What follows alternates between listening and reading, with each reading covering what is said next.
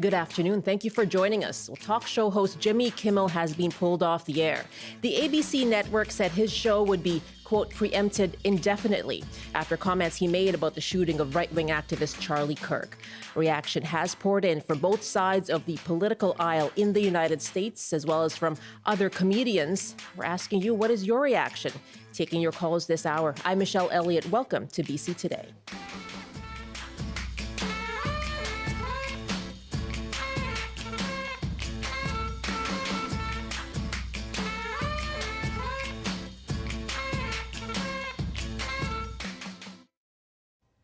Thanks for joining us on CBC Radio, CBC Television, and we're live streaming as well.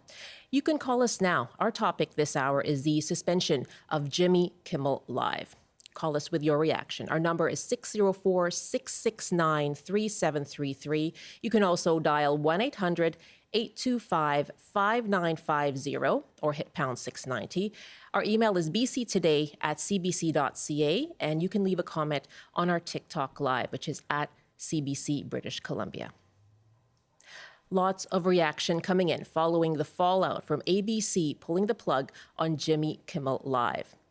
Questions are swirling around free speech and censorship in the United States, as well as the future of political satire. Kimmel is one of the United States' most influential late-night hosts, but the network has suspended his show indefinitely. This follows a segment involving the host commenting on Trump and the MAGA movement's reaction to the murder of conservative activist Charlie Kirk. This was a segment. We hit some new lows over the weekend with the MAGA gang desperately trying to characterize this kid who murdered Charlie Kirk as anything other than one of them and doing everything they can to score political points from it. In between the finger-pointing, there was grieving. On Friday, the White House flew the flags at half-staff, which got some criticism. But on a human level, you can see how hard the president is taking this. My condolences on the loss of your friend Charlie Kirk. May I ask, sir, personally, how are you holding up over the last day and a half, sir? I think very good. And by the way, right there, you see all the trucks? They've just started construction of the new ballroom for the White House, which is something they've been trying to get, as you know, for about 150 years. And it's going to be a beauty. Yes. He's at the fourth stage of grief, construction. That was Jimmy Kimmel's segment earlier this week. Now, the decision to suspend his show has launched fierce reaction and efforts against the U.S. Federal Communications Commission. For more now and the latest, let's bring in CBC's senior business reporter Anis Heydari, who is reporting live from Washington, D.C. Hi, Anis. Thanks for being here. Oh, not a problem. Thanks for having me. Certainly a developing story. And the latest from the House Democrats is that they're demanding FCC Chair Brendan Carr to resign. Can you tell us about that? Yeah, so we actually heard from a group of Democrats earlier this morning. They're not just calling for the FCC chairman to resign. They are actually calling for new legislation in the United States to protect people when they are exercising their free speech rights. You know, the concept of free speech is it's often a big deal in the United States. It's a part of their Constitution. It's the First Amendment here. It's a little bit different than it is in Canada, where we have free expression. And in the United States, the concept of free speech tends to go a little bit farther than it does in many other countries. And what the Democrats are talking about here is this concern that there has been a backlash from, if not the federal government, specifically federal officials, Trump administration appointees in particular, not just President Donald Trump, when there is political speech or political discourse or discussion that they are maybe in opposition to on the Republican side, that the Democrats are alleging there's been backlashes, and they cite Jimmy Kimmel as an example of this. And so they're calling for new legislation now to protect against that, not just for the FCC, the regulator of broadcasters in the states, to resign. Take a listen to this press conference earlier today. Trump's FCC forced a major network to pull a loud Trump critic, Jimmy Kimmel, off the air, essentially saying that any media actor that doesn't say what Trump wants them to say about Charlie Kirk or Trump's policies is going to be silenced. That's censorship. That's state speech control. That's not America. Now, of course, the recording there was a little bit flubbed due to some satellite issues here at the CBC, but you can really tell in their voice there is a overarching political issue for the Democrats here, not just talking about Jimmy Kimmel and losing that one talk show. They see this as an issue about freedom of speech entirely on the Democrat side. Now, on the Republican side, we have heard from the U.S. President Donald Trump today on social media, as well as speaking from the U.K. Tell us more about the reaction from Trump and his allies. So, of course, on the other side of the political fence here, they are not characterizing these issues as ones of free speech. They just see it as consequences for people saying or doing things that maybe are unpopular with their employers or with the government around them. So, of course, where you fall on that spectrum is going to depend on your own stances, of course. But President Donald Trump certainly doesn't seem concerned about not just Jimmy Kimmel, but the idea of free speech. Here's what he had to say this morning in the United Kingdom. Well, Jimmy Kimmel was fired because he had bad ratings more than anything else, and he said a horrible thing about a great gentleman known as Charlie Kirk. And Jimmy Kimmel is not a talented person. He had very bad ratings, and they should have fired him a long time ago. So, you can call that free speech or not. He was fired for lack of talent. I mean, of course, the Republicans are also arguing that the killing of Charlie Kirk himself was an attack on free speech itself, but they say that the consequences to someone like Jimmy Kimmel are okay because he's just facing the consequences of his actions. But this is getting really complicated, is probably the gentlest word I can use, because there have also been, if not threats, at least warnings of consequences from Trump appointees to regulators in the U.S. federal government, saying if broadcasters or companies that employ people who are saying these things that are maybe anti-Republican or anti-Charlie Kirk, at least, if there aren't consequences to them, then there might be consequences from the government. And that's what certainly has been raising a lot of eyebrows around here. And on the ratings question, I just pulled this from Late Nighter, which is the ratings for Q2 in 2025. They state that the Stephen Colbert's Late Show, which is going to be ending soon as well in the next year, averaged 2.42 million viewers, comfortably outpacing ABC's Jimmy Kimmel Live at 1.77 million, and then NBC's The Tonight Show starring Jimmy Fallon.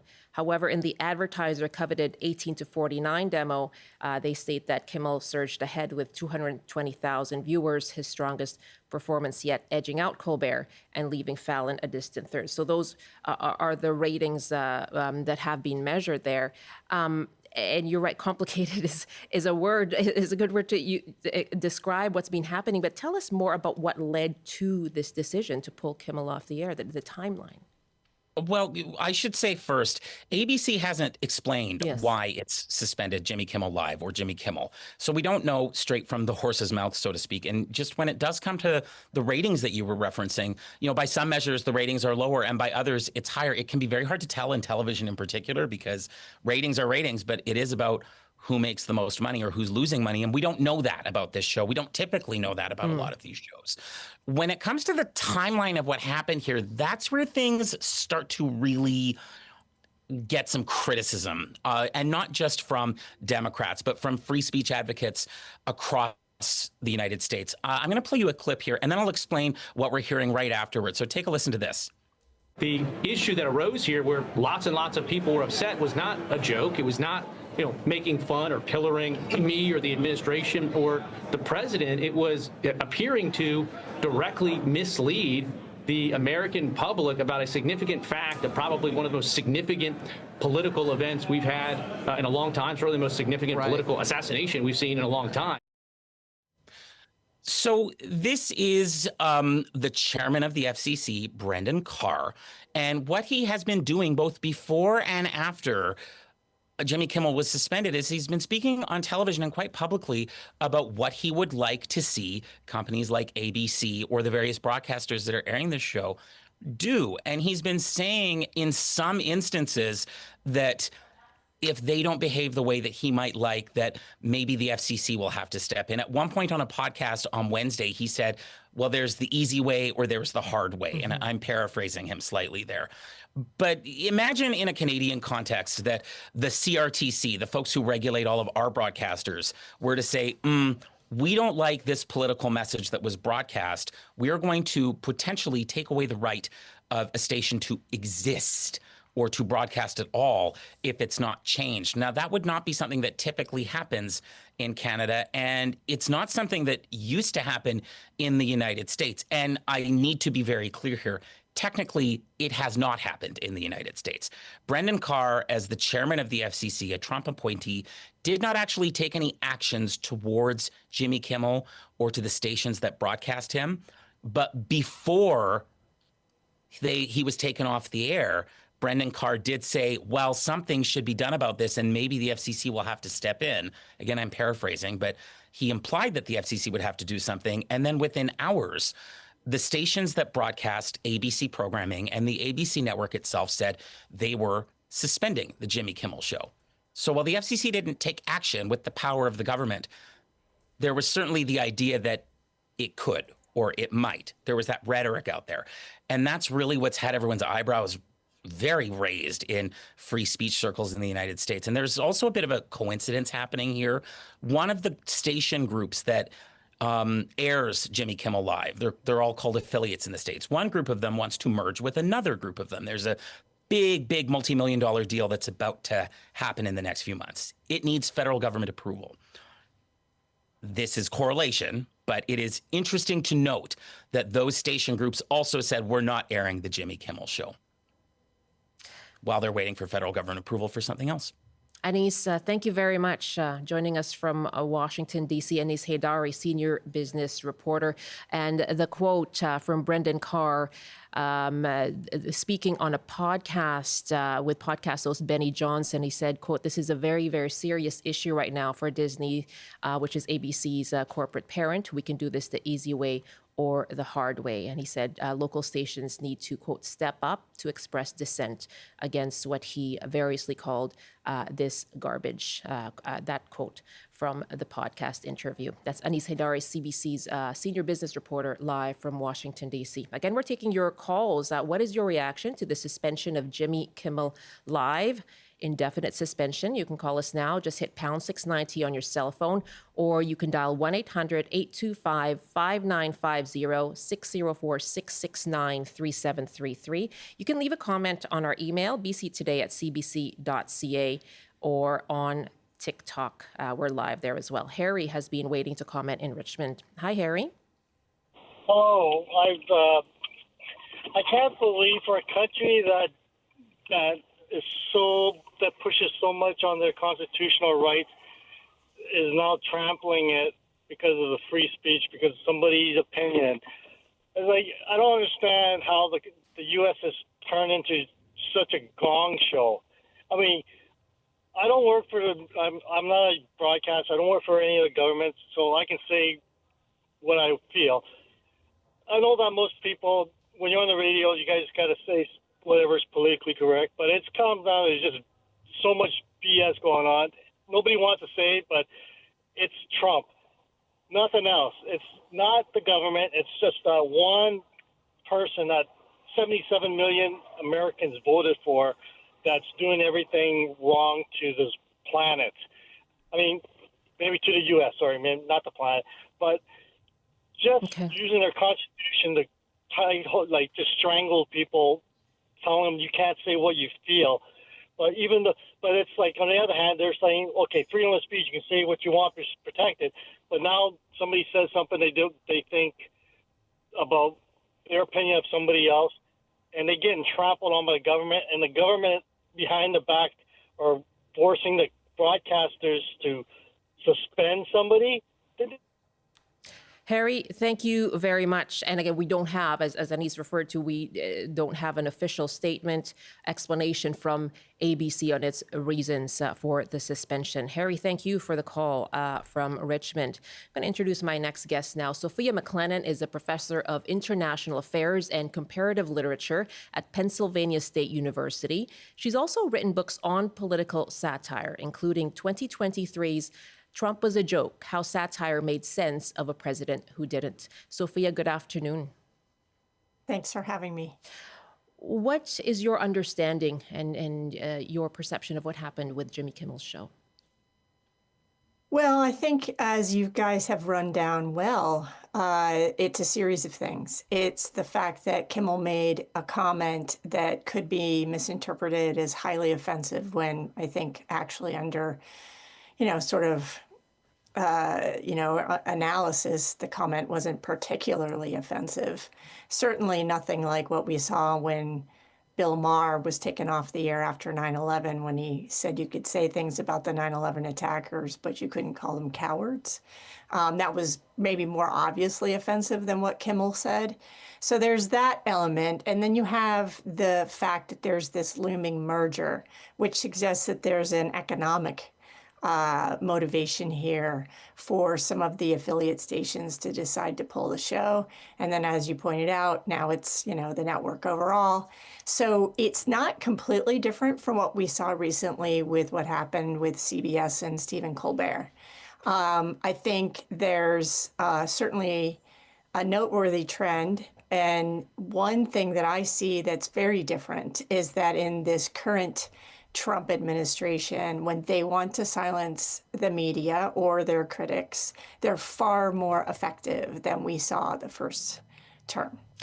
I just want to put to you this post on X by the former journalist, political commentator, and vocal Trump supporter Megyn Kelly. She wrote, "I have zero doubt ABC was overwhelmed with absolutely furious calls, comments, and emails from truly fed up viewers and knew it had crossed a deadly serious line." And so we have the timeline of the comments from the FCC chairman, but we don't have confirmation, don't have an explanation from ABC. So would that be a different situation if the network was responding to a public outcry? I mean, it's possible. Of course, the network has an obligation to try to create content that people want to watch. I mean, that's the thing to remember. This isn't solely a free speech issue. This is also an issue about how a corporation is successful in attracting people to its media. So if people don't like it and they say, hey, pull Kimmel, or we're not tuning in again, then that's something to pay attention to. And how they respond to it would certainly be up to them. But we can think of times recently when people have said far more outrageous things that have in fact led to sort of cancel this show outrage. And there hasn't necessarily been that reaction. So I don't know whether to take Megyn Kelly at face value. I certainly haven't seen evidence that there was, again, outrage on the part of the people who are Kimmel fans, right? So that would be important to point out as a different thing. And so if Kimmel fans themselves were frustrated, Stephen Colbert, for example, has had more than one time that he, in fact, irritated his own fans. One was recently, during the first Trump administration, when he made a joke that was a Trump-Putin joke that many found homophobic. And so that led to, some serious backlash among his own fans. And that was something that he later came out and said, he was rethinking that line of joke, and he apologized for it. So we do see that. Again, I don't know if I'm going to take Megyn Kelly's word for it, though. My guest is Sophia McClennen, professor of international affairs and comparative literature at Pennsylvania State University. She researches political satire. Taking your reaction to the indefinite suspension of Jimmy Kimmel, the late night talk show host, following comments he made about the murder of right-wing activist Charlie Kirk. Our numbers again, 1-800-825-5950, 604-669-3733. Rob is calling us from Vancouver. Hi, Rob. What's your reaction? Pretty similar to other people. When I first heard that Kimmel had been taken off air for comments about Charlie Kirk, I assumed he'd said something a lot stronger. Like some people have made comments like, well, if you preach hate and violence, you might die that way, or maybe saying that he didn't mourn his death, right? But then I watched that segment, and I watched the entire segment, and I think what he said, as you played most of it, pretty tame. He just said that MAGA was really wanting it to be that he wasn't in any way right wing. and spinning things. And then he played an actual clip of Trump being asked, "Oh, how are you taking this?" And Trump immediately starts talking about the ballroom. He seems completely unfazed by the death of Charlie Kirk, right? And then that's what takes Kimmel off the air. It's shocking. I heard that about 60 affiliates, complained to ABC. So that might be part of the pressure. I could see affiliates that are in, more Trump-supporting states. People who are supportive of MAGA and Trump have been very upset about Jimmy Kimmel, I'd say more than any other late-night host for a long time, because he's been the sharpest in his criticisms. But, Kimmel made fun of Biden, too, when Biden was in power, So, Trump has a thin skin. He loves to dish out personal insults. And he really dislikes these comedians because, unlike newscasters, they will insult him, right? And he just can't take it. And my final note about this is I think as Canadians, we need to start thinking about not just, what a gong show is happening in the United States and how frightening it is for their citizens. We need to think about what are our laws, because what's happening in the States, as I see it, is due to a total lack of clarity about what their president can and cannot do. And I don't really know. In Canada, are we any better? There's been cries for at least 15 years about concentration of power in the PMO, the Prime Minister's office, and I don't think much has been done about it. So we should really think about looking for a prime ministerial candidate in the future who wants to actually make some changes to make our system more airtight, because maybe it could happen here. Rob, thank you so much for the call from Vancouver. Again, our number 604-669-3733, 1-800-825-5950. A lot of emails coming in as well to bctoday@cbc.ca. Don writes, "This should alarm every American citizen. The Trump administration just keeps pushing against everything it can. Authoritarianism is running rampant, and it's only going to get worse. Wake up, America, before it is too late." Randy writes, "As the Americans veer into full-scale totalitarianism, Jimmy is just collateral damage. The FCC has been weaponized, as have several other agencies. No democratic institution is safe. There are myriad examples of Republican politicians saying things far worse than Jimmy Kimmel, and many talk show hosts have said, after all the First Amendment rhetoric, the reality is that free speech isn't free."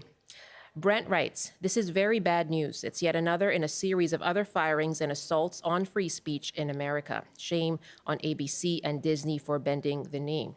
Is this the America they want? I've canceled my Disney Plus subscription and will continue to cancel or boycott those who support this despotic regime." Thank you for your emails. Our email address again is bctoday@cbc.ca.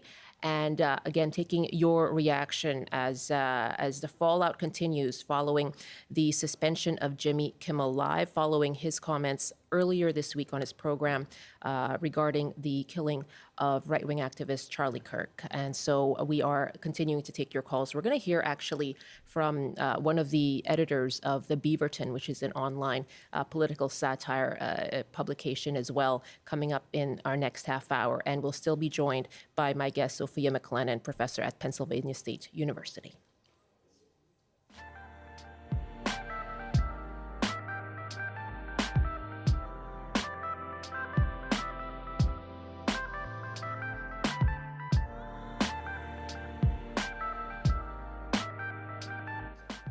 It's 12:30 now. You're with BC Today here on CBC. I'm Michelle Elliott. Thank you so much for joining us. We are spending the hour taking your reaction to the suspension of Jimmy Kimmel's program, Late Night Talk Show.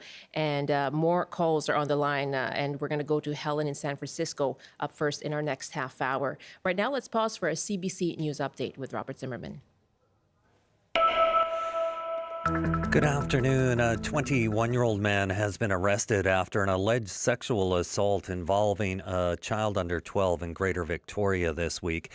It comes after a report the girl at an elementary school playground Monday evening was approached by a man who exposed himself and touched her in a sexual manner.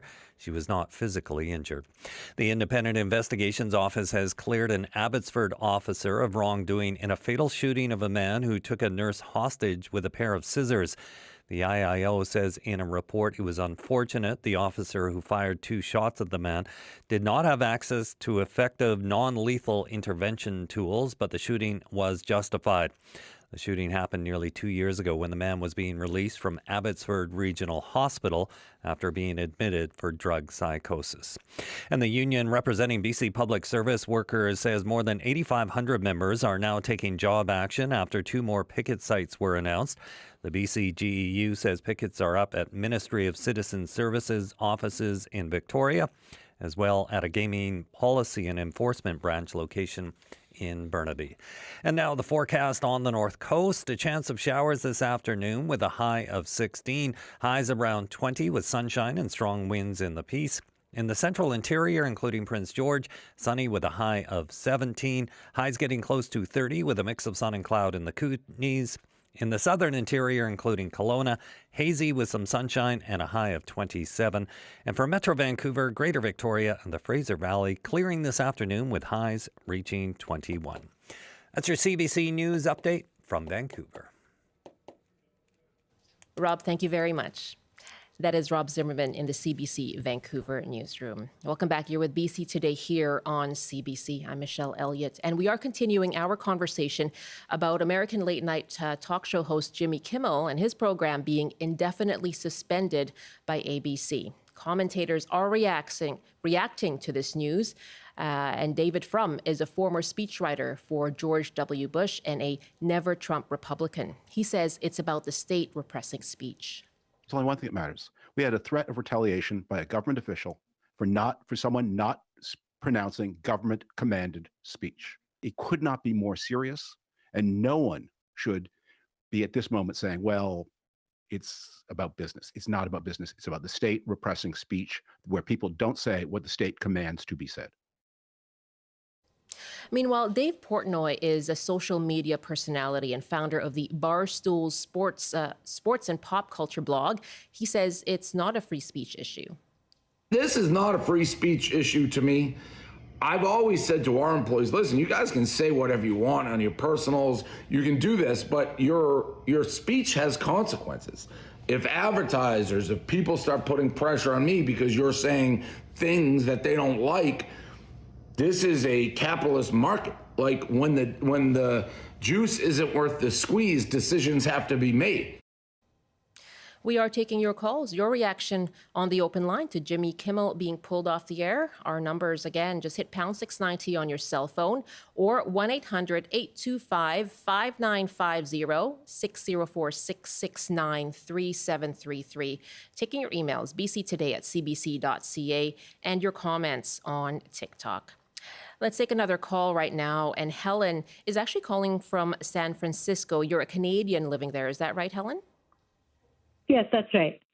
Okay. And I listen to CBC in the morning online, and I just like staying in touch. Sure. Good to have you. And so what's your reaction then? Oh, my gosh. It's maddening, right? I feel we've reached a tipping point and we're beyond, and everyone should be alarmed. And like that last person just said about free speech and capitalism, that was really interesting. But more what like David Frum said and your caller Rob said, where, these are satire shows, and if they're not making fun of the president and they're not allowed to talk about Charlie Kirk and the way Jimmy Kimmel did, which was not anything crazy, it was sane, I think.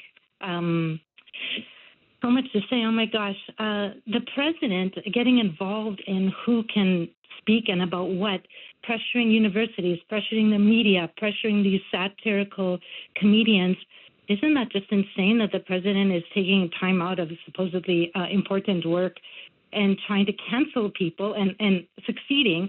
And, of course, he's got all his sycophants in charge at the FCC and every other major department. So I can't see justice prevailing here anymore. It's really scary.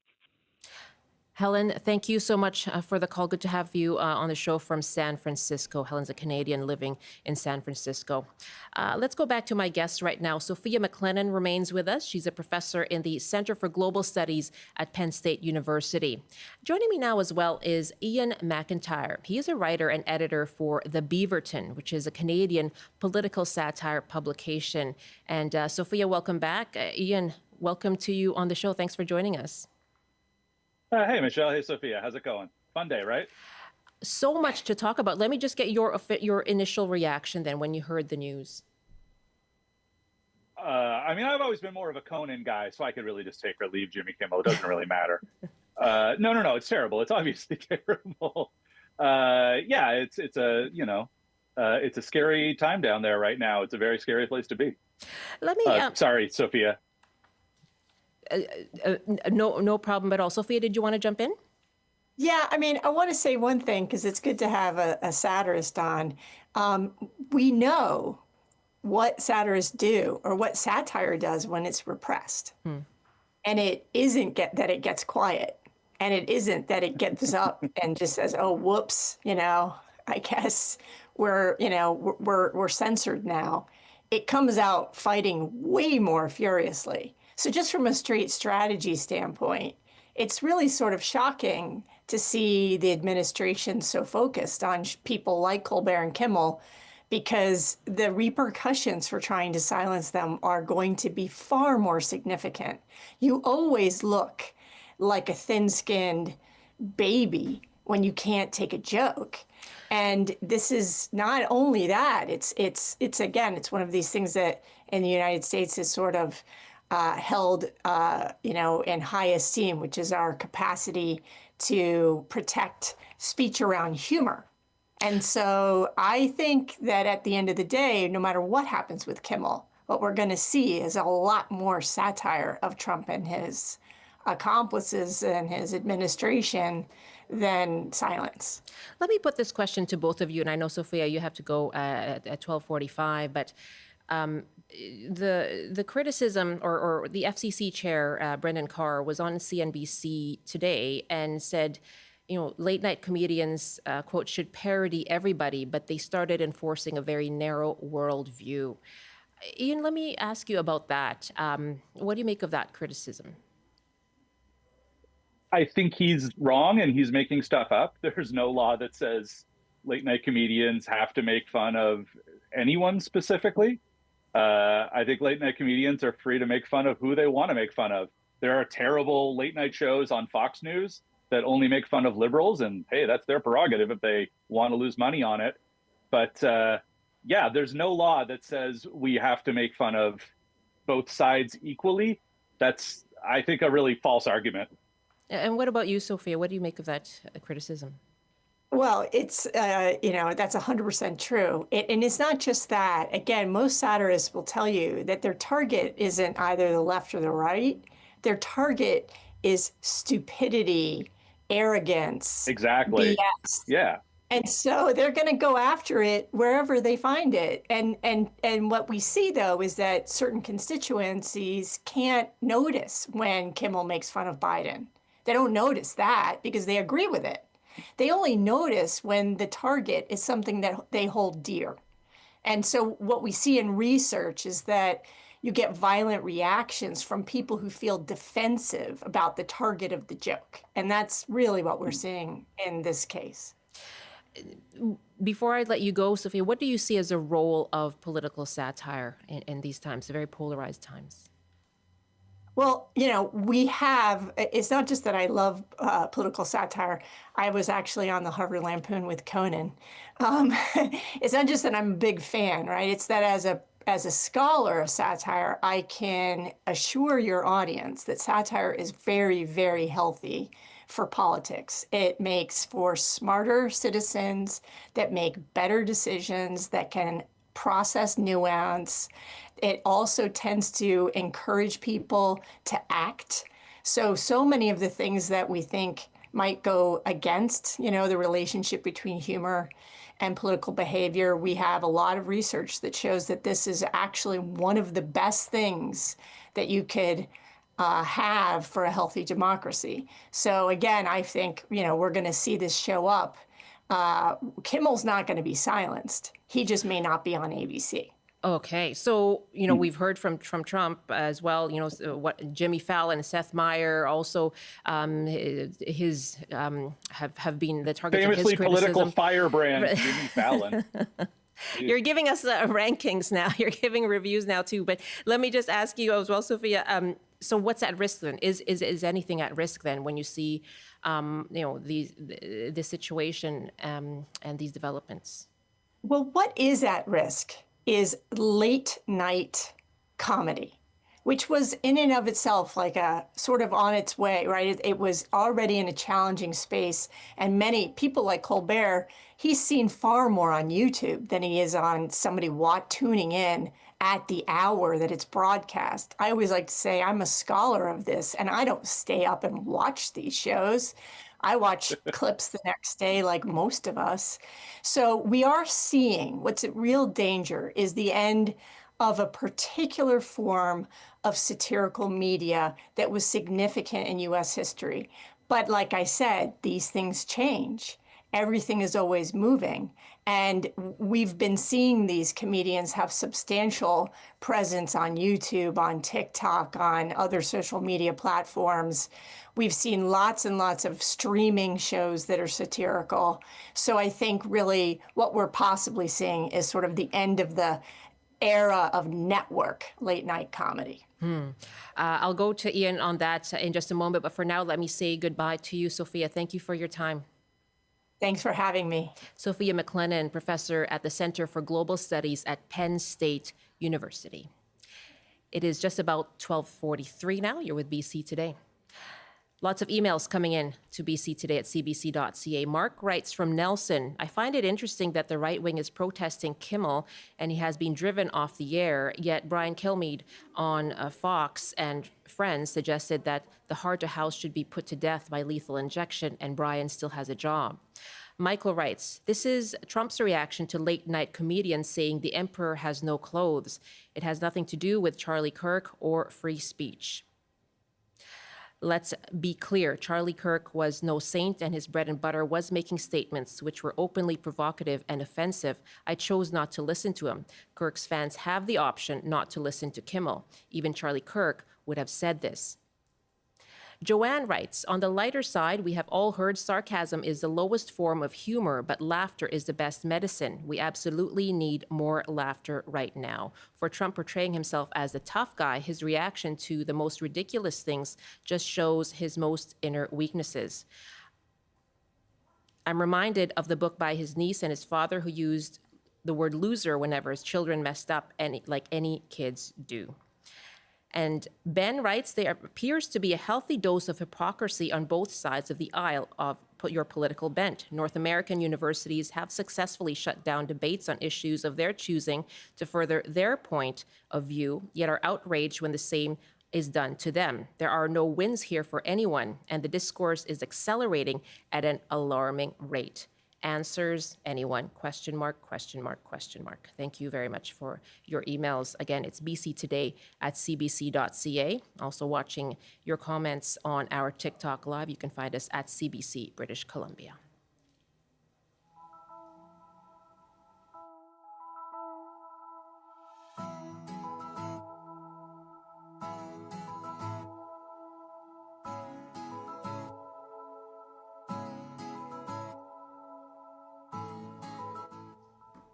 $12:45 now. You're with BC Today, taking your reaction to the indefinite suspension of the Jimmy Kimmel Live late night talk show.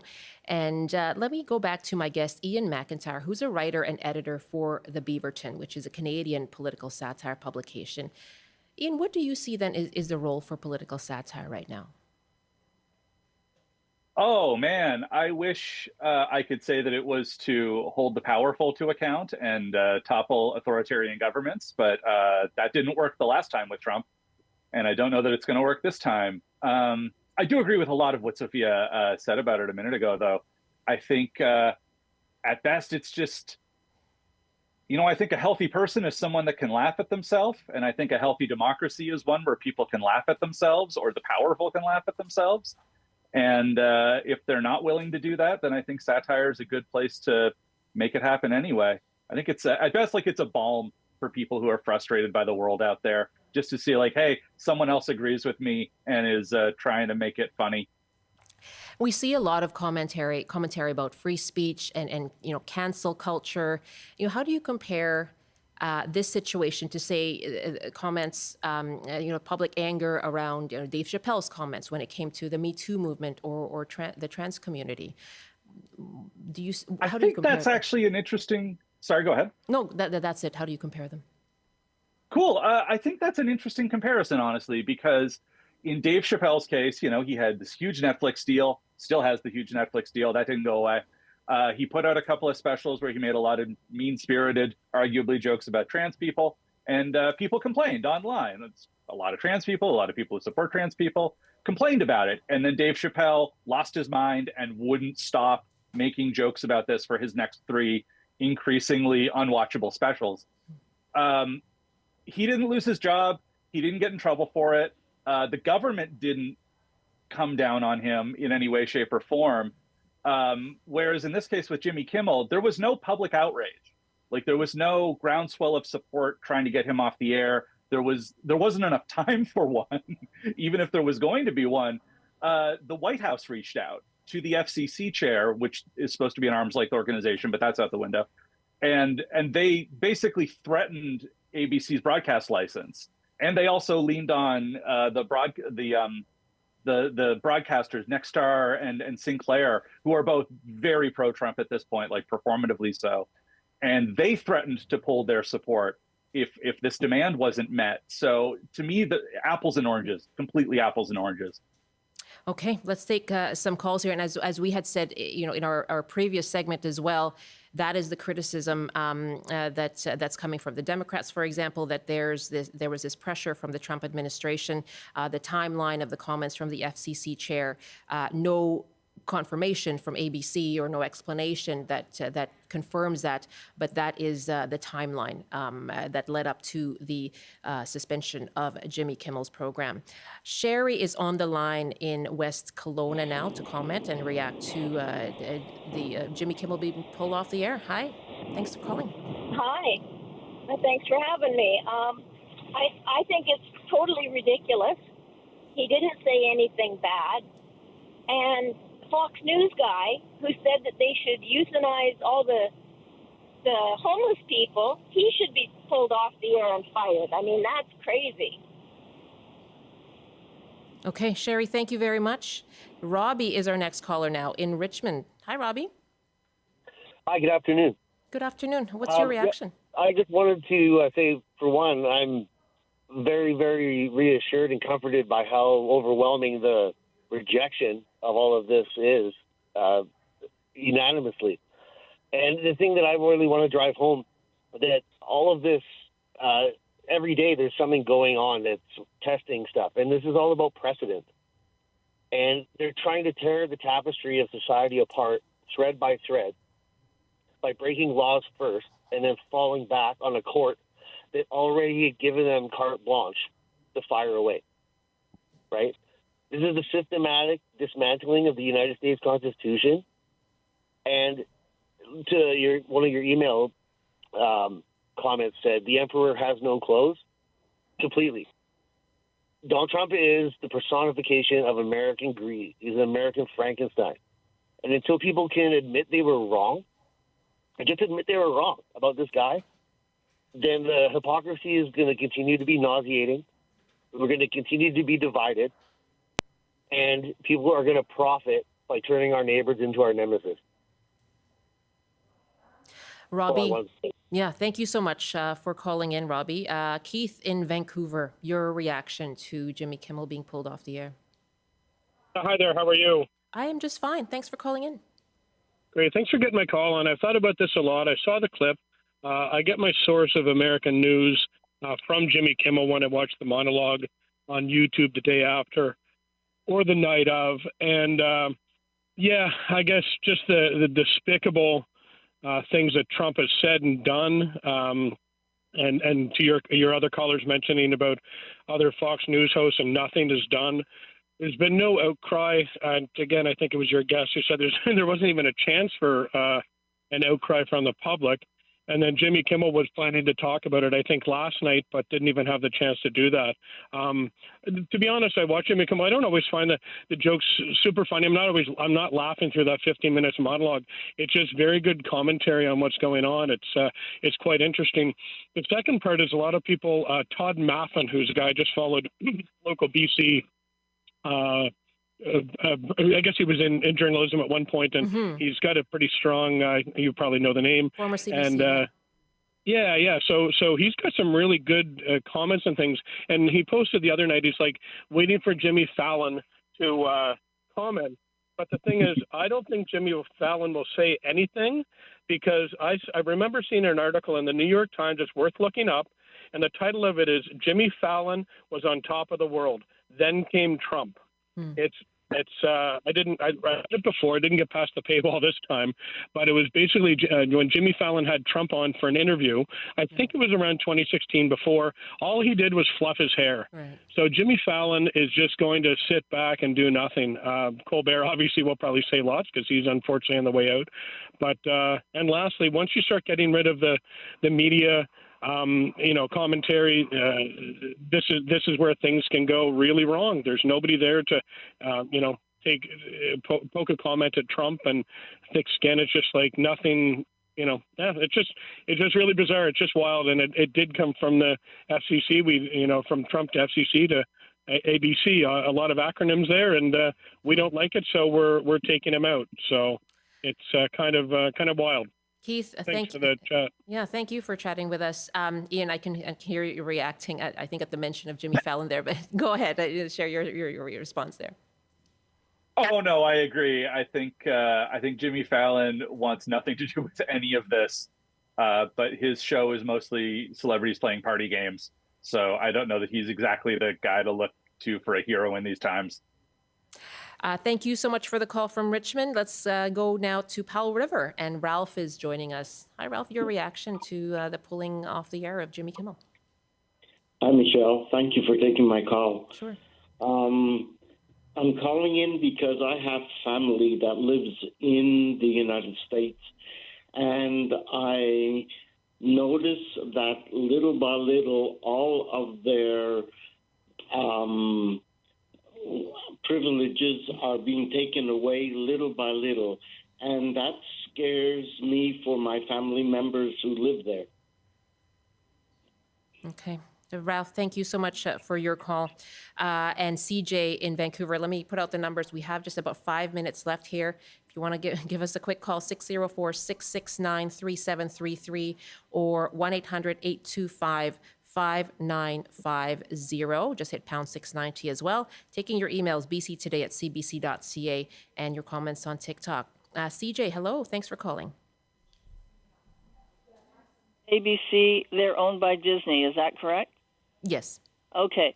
So if people around the world would like to show their displeasure, they can actually start a global boycott against Disney. Stop going to their amusement parks. Stop going on their cruises. Stop buying their products like Barbies or whatever. Not Barbies, sorry. Their Frozen dolls, etc. And stop streaming. So their stock price will take a hit. And that will be a global boycott right there. Don't worry about complaining to ABC. Take it right to Disney. CJ, thank you very much for your call. I'm going to start wrapping up here with my guest, Ian MacIntyre. I just want to point to one of the headlines. The Beaverton is known for its satirical pieces and its headlines. And here's one in the last day. U.S. confirms contestants in all 2028 Olympic track events will be chased by ICE agents. You're certainly saying a lot there. What's it like for you right now, working with the Beaverton in these times? Oh, man, I wish it was less crazy times. I wish we were getting less traffic and things were more normal. Definitely any of our stories about Trump and the United States, particularly as it relates to Canada, are getting a lot of traffic and a lot of attention. It's very hard to keep up with. I hate to admit, learned a lot of lessons with Trump 1.0. We learned that it's better to make jokes about things he's actually done as opposed to like crazy things he says, because they're so fleeting and ephemeral that by the time you get something up, people have forgotten about it and he's on to the next crazy thing. But yeah, that one article about the Olympics by one of our writers, Janelle Camo, who's super funny, I thought was really on point. And I think the Olympics this year or next year, whenever they are going to be insane. I have no idea how that's going to function at all. I can imagine all your writers sitting at a table right now thinking of your next headline amid this story. I like that you imagine that we have office space and a table. We all mostly work from home, but that's something to shoot for. Yeah, working on that funding, I suppose. Okay, everyone on a Zoom call, I guess. Yes, exactly. Lots more emails are coming in as well. BC Today at cbc.ca. And we have an email here from Toby who writes, all Jimmy Kimmel said about the assassination of Charlie Kirk was that the MAGA group were politicizing it to blame their political opponents. He said absolutely nothing about Charlie Kirk and made no comment about the assassination itself. He did follow with some satire about Trump, whose concern was more the enormously expensive ballroom he is having built. But Trump had obviously not heard what Kimmel said because he accused Kimmel of saying things about Charlie Kirk when he didn't. Thank you very much for your email. And let me just wrap up here with my guest, Ian MacIntyre. Anything you want to leave us with before you head off and write your next headline? Oh, man. It's really crazy times. And I don't know, we really appreciate when people look at our website, beaverton.com, or listen to our podcast, the Beaverton Weekly Report. But honestly, just try and talk to people. Just try and talk to people in person. I'm starting to think these phones maybe aren't great for us. Or our mental headspace. Just keep trying to talk to people as much as you can and trying to make sense of all this stuff. Because as much as I love doing satire, I think the online space is maybe not the best place to figure some of this stuff out. Talk to people. I will leave it at that. Thanks for talking to us right now, Ian. Thanks for having me. Ian MacIntyre, writer and editor for the Beaverton. And tsunami watch now for the BC coast after a 7.8 magnitude quake off Russia. Much more on that here on CBC.